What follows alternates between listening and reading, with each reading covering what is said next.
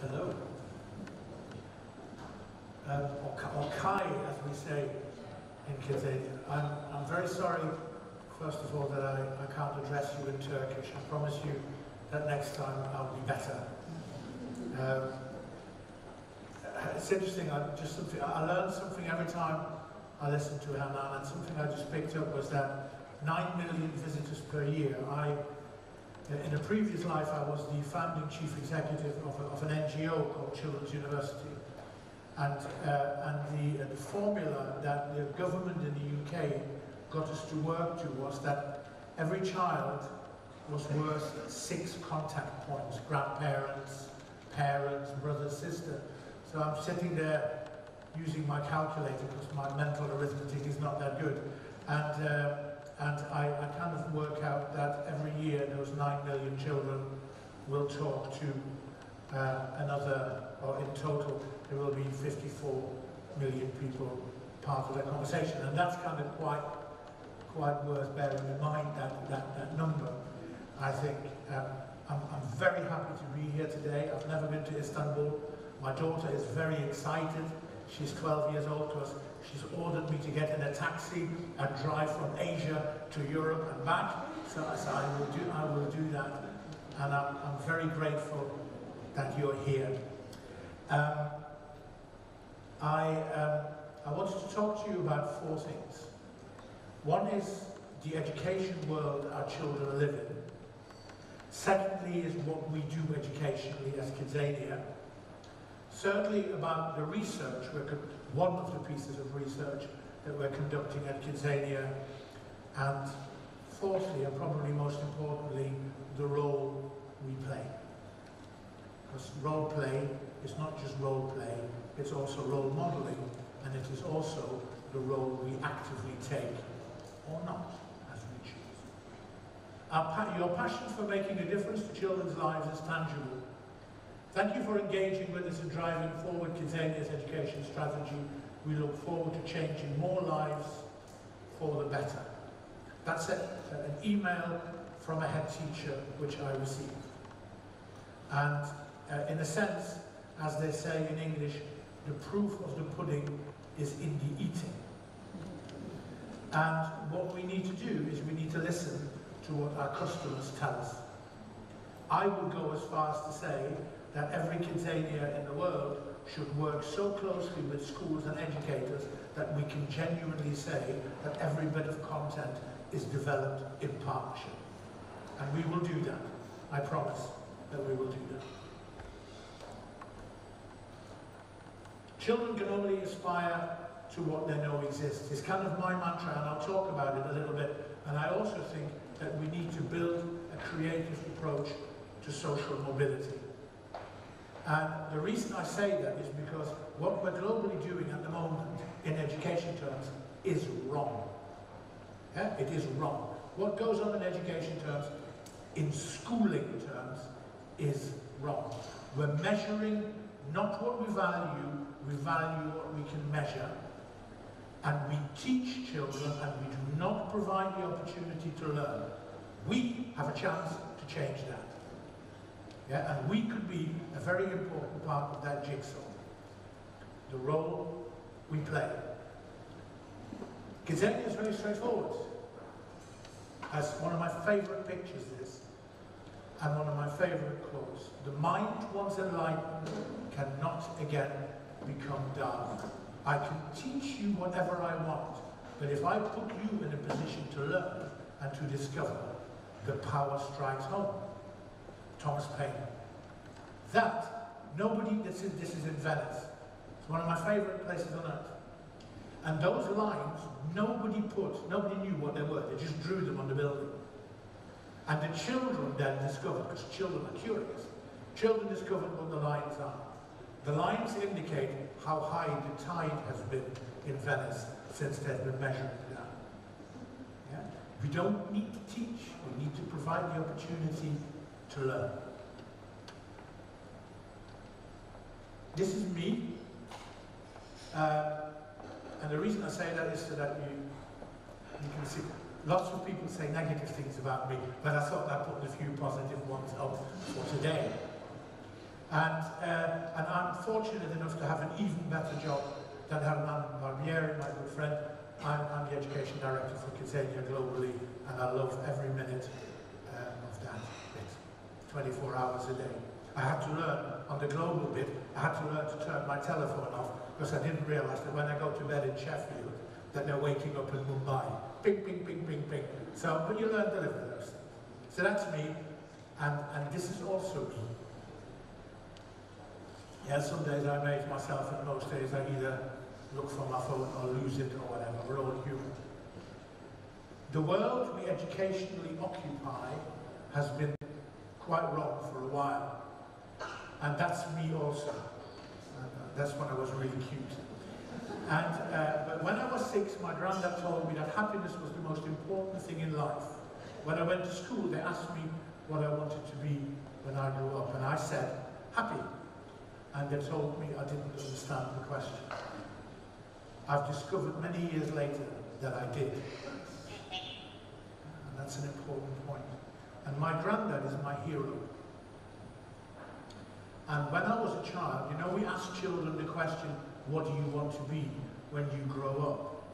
And sometimes I think it's the wrong question. Because the much more important question is, who do you want to be like when you grow up? Because that is about values, ethics, and morality. And what we become after that flows from our role models. My granddad was my role model. He still is. He would have been 127 years old this year. And he's still in there somewhere. My other role model was Johan Cruyff, by the way. But that's a different story altogether. So what is the world our children occupy at the moment? It's a world whereby we as grown-ups are confusing children, because we're confusing education and learning, and education, learning, and schooling. And we need to understand that schooling is a necessity, but that education is much more than schooling. In schools, children are taught. In education, and it stops at the age of 16 or whatever. But in the real world, in the world out there, we are being educated, and we educate ourselves from the day we were born until the day we die. So, this is a true sign, by the way. This is a true road sign. All grown-ups were once children, but only few of them remember it. And it is so true. My favourite book, The Little Prince. It is so, so true that for some reason, the minute we hit adulthood, we forget that we were children. Except, of course, when I show adults around KidZanias, wherever in the world it is, because then all the adults would say, I wish this had been around when I was a kid. Yeah, hang on to that one. Yeah, that's an important measure. And that's kept you near where I live. But most grown-ups forget that they were once children. Do you want to see the evidence? There it is. I said that's a true sign, that is. Who wants to go and play there? No ball games, no cycling, no dogs. Incidentally, this also explains why England will never win the World Cup. Yeah?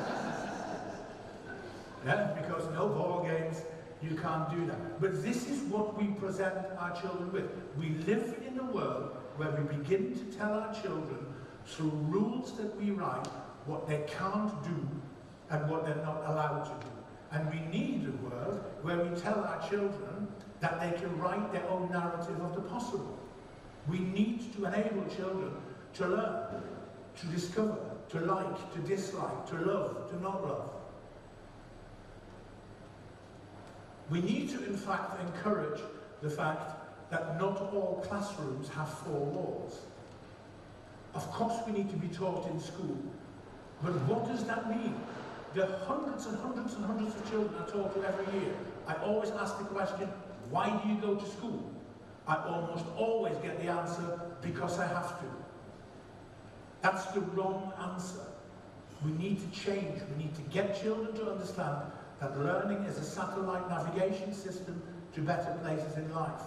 And we do that by connecting what they've learned in school to experiences elsewhere. To quote my friend Hernan Barbieri, those experiences are much, much better if they're real. KidZania Airways is brilliant, but it isn't real. Turkish Airlines is. That's the difference. And it's interesting, in my mind, I position KidZania much more in educationally, that is, in the world of museums and experiences like that, than the kind of thing. There are 3 teachers of children, said the very famous Lawrence Malaguzzi. Adults, other children, and their physical environment. Why? I used to be in charge of 30 schools in South Manchester, which is next to Manchester Airport. And I used to be in classrooms where people were teachers, were teaching children about transport while the aeroplanes were flying over. And I used to say to them, take them outside, take them to the airport, let them experience the sense of reality. We need to do much more of that. Children can only aspire to what they know exists. It is our job to widen those horizons, and it is our job to use environments. I can talk to you about cows forever. Once you've seen one, touched one, and smelled one, you understand much better, don't you? It's about the reality factor that matters. And we have to be fair, and we have to be equal, and we have to work very hard so that everyone deserves a chance to walk with everyone else. KidZania says it is for all children. It is probably the most difficult thing we do, to be for all children. But we try really hard. I think we could get better at it if we work more closely with you. It's incredibly important. The inequality that exists sits everywhere. Did you know that children who don't have books at home are disadvantaged for life? So I talk to the publishing industry, looking at my friend there. I talk to the publishing industry and say, every book you pulp every year, can you just give it to a home so that children have books? But we need to be more creative together to do the right things. Press that again. There we go. And children need to be able to write their own narrative of the possible. And when children are able to write their own narrative of the possible, they can learn to play the cello with their feet. And you know what? If anybody had told him that when he was 4 years old, most of the people would have turned around and said, nah, that's not going to happen. Anything can happen, but we need to stop writing the rules of the can'ts and the don'ts. Outside of every school and outside of every KidZania, we should have that sign. I love that. Has anybody read the Bill Clinton autobiography? Has anybody read it? It's quite a good book.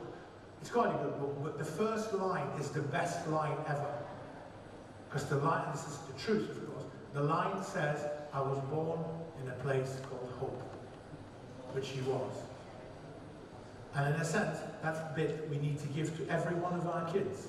I was born in a place called hope. KidZania.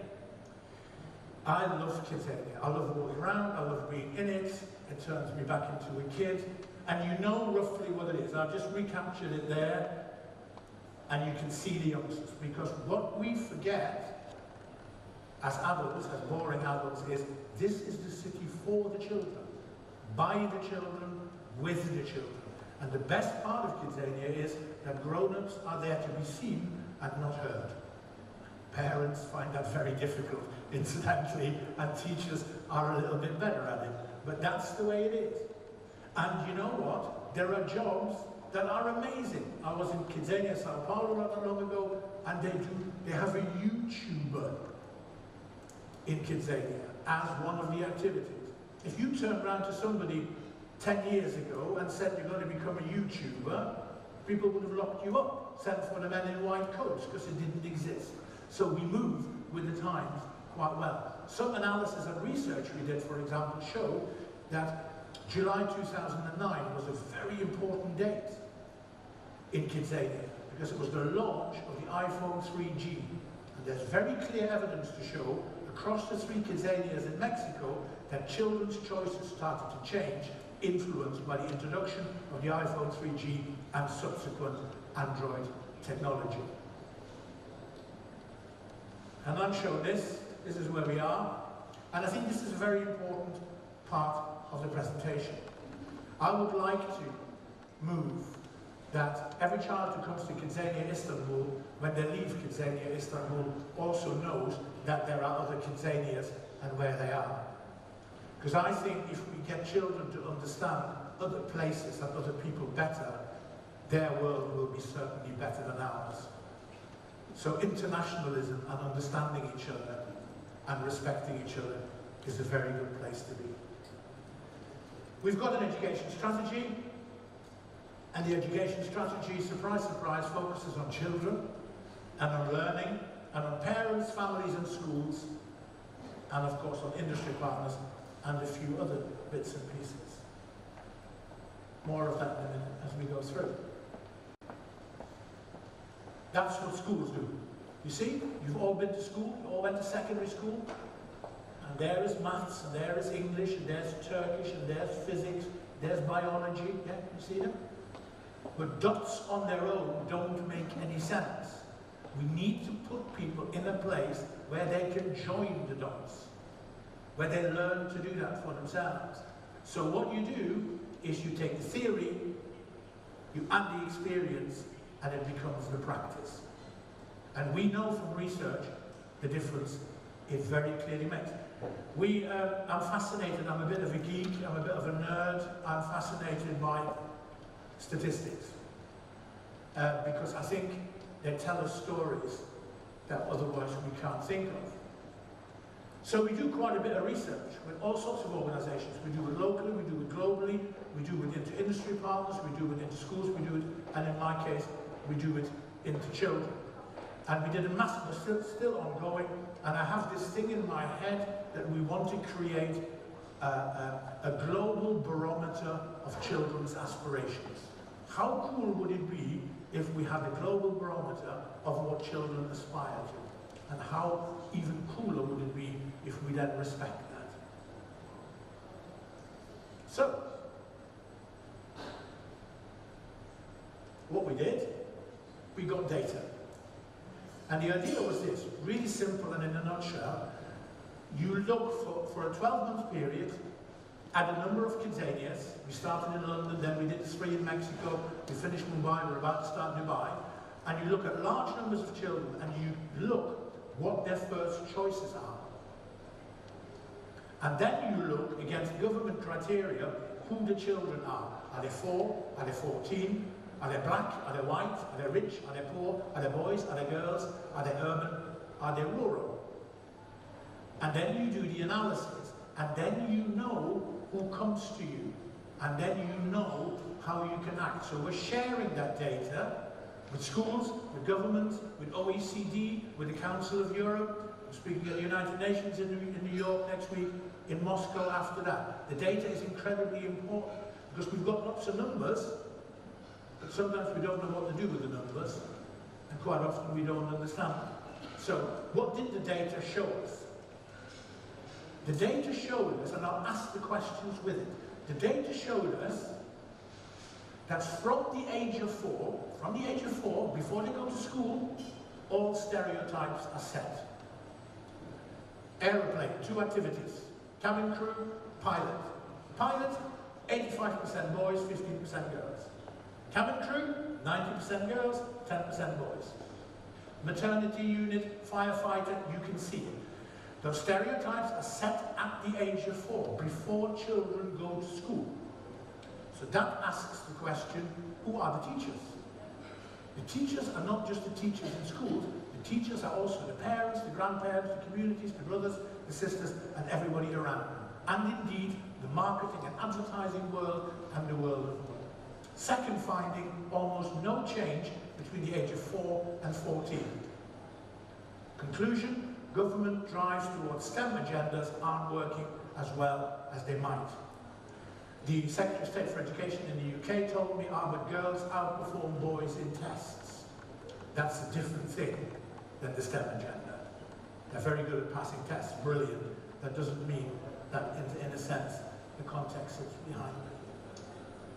Disturbingly, almost all girls, regardless of their background, choose activities below their age range. And almost all boys choose activities above their age range. Now, in your HR department, and this of course doesn't change for 10 years then, more of that in a minute, but you think that through, and I'm thinking, where does that come from? And then in Sheffield, my hometown, on the one sunny day in a year, I sit in the park and I watch a little climbing frame for toddlers, with families. And every time a girl goes near the climbing frame, all the grown-ups go, careful, careful, don't hurt yourself. And every time the boy goes near it, all the grown-ups go, go on, go on. So it's a confidence thing. It's a confidence thing that subconsciously gets there. Then geography matters. There's differences between rural and urban. But interestingly, globally, between Mexico and Mumbai and London, there's very little difference. So our children occupy a global upbringing, so to speak. And I suppose the imagery and Netflix and all that stuff, Peppa Pig exists in every language, it's part of that. And then finally, of course, the finding is children can only aspire to what they know exists. If you come from a poor part of Sheffield or a poor part of anywhere else as a child, and you've had that many experiences, then your choices become limited and your aspirations are limited. So my wife's school, which I think is the best school in the world, the children there are very deprived, relatively speaking, and on 15 visits to KidZania London, no girl chooses the aeroplane as the first activity. Almost all girls choose either the supermarket or the hairdresser because you gravitate towards the familiar. We have to change this.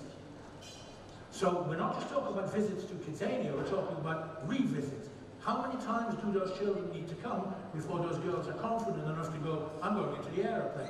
Not to be cabin crew, but to fly it. So we need to be mindful of that. The accusation I would levy at schools and governments is we don't know our children well enough to base a learning system on. We need to get to know them better. And the reactions to the research show that that's the case. How do we create change? We're doing the research in Dubai will be amazingly interesting because we're doing it in partnership with the government. Because what the government in Dubai are now saying is this: we want to know which schools those children come from. And if they, and we will then tell you confidentially whether they're good schools or not so good schools. And we want to find out whether good schools raise children's aspiration more than not so good schools. Somewhere there is an answer. And what I'm very pleased about is that they're trying to help us find it. Education is the answer. But education is more than schooling. So what do we say to educators? One is, every child is everybody's responsibility. In your companies, at least once a year, you will say, all the 16-year-olds did very well in their examinations, but they haven't got the skills we're looking for. Well, come on then. Let's find them. Let's do that bit together. So we are all educators, and the private sector and educators need to work together. We need to create an education revolution and nurture the evolution. Why is it, if we know that children at the age of 4 have their stereotypes set, in most education systems in the world, we wait for another 10 years before we start talking to them about their careers? That's nonsense. So we need futures awareness, and we will do that. We need to stop valuing what we can measure. We need to start to measure what we can value. Weighing vegetables doesn't make them any heavier, bigger, or taste better.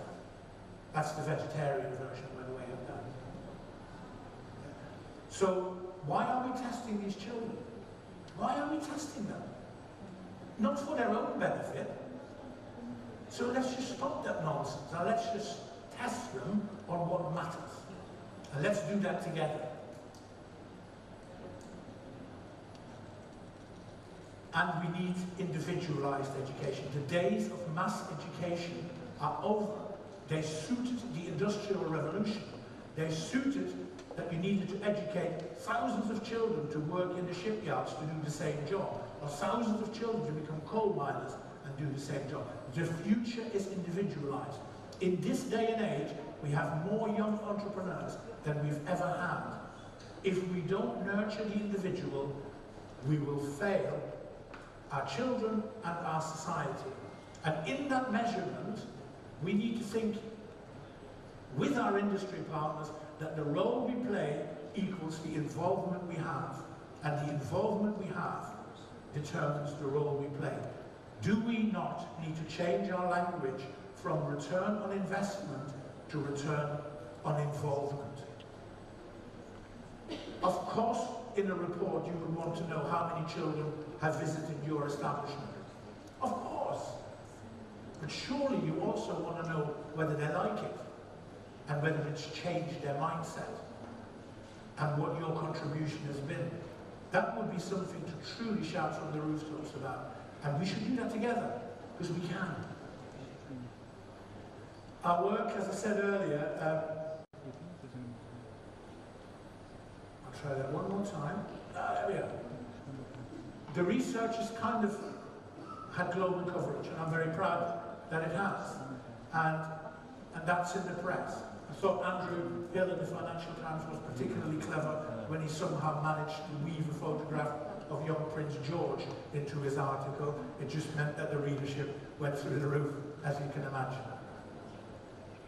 But it also meant that we are on TV, and it means that very serious people like Alex Beard and his namesake, but not relative, Professor Colin Beard, are actually starting to talk about KidZania in academic terms in their books and studies. What's next? We will continue research. We have a think tank, a little bit about that later. We will explore and consult, and we are actively working with a number of governments now around how can this be changed. So I did a presentation for the entire Department for Education in England, for example, including the Secretary of State, about looking at bringing careers education into primary schools. We need to extend, and we do this better together, we need to extend the KidZania experience beyond the visit. It needs to carry on living in the mind, and we need to have careers weeks and international book days and international women's days, and use the environment to celebrate, one, achievements, and two, open children's eyes. And we should do that with schools, en masse. One of the things that's very clear is you cannot do this on your own. Friendships are better than normal ships, and they always will be. So we work with other people. You can't do this on your own. So we work with a global think tank, and you'll see there's still a bit of space on the right. That will change. But we've got some pretty good, powerful people in there who governments and others will listen to. So we are strong enough to influence individually, from Andreas to early years with Swati, and the wonderful Tandy, and all sorts of other people. And we work with learning partners, all sorts of people who come to us and say, what do you think about this? What do you think about that? Can you come and talk at this conference? And will you write this, that, and the other? And in many ways, in my head, industry partners are learning partners. We make the learning happen. We have the impact. We make the difference. I can't think of a finer quote, educationally, than the one from the OECD document, The Future We Want, in which KidZania, incidentally, is mentioned. It is about what educationally is required. It is what we should bring about, and it is what we should bring about together as part of our return on involvement. I'm also acutely aware that things take time, and that shortcuts are never a clever thing. We can't rush things, but we can keep working at it.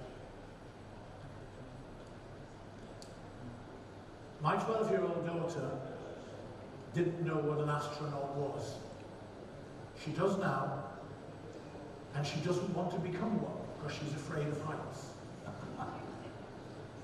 But she knows what one is. She could make up her own mind. She can write her own narrative of the future. her future. Changing place, changing time, changing thoughts, and changing future. It's outside the Guggenheim in Venice, by the way.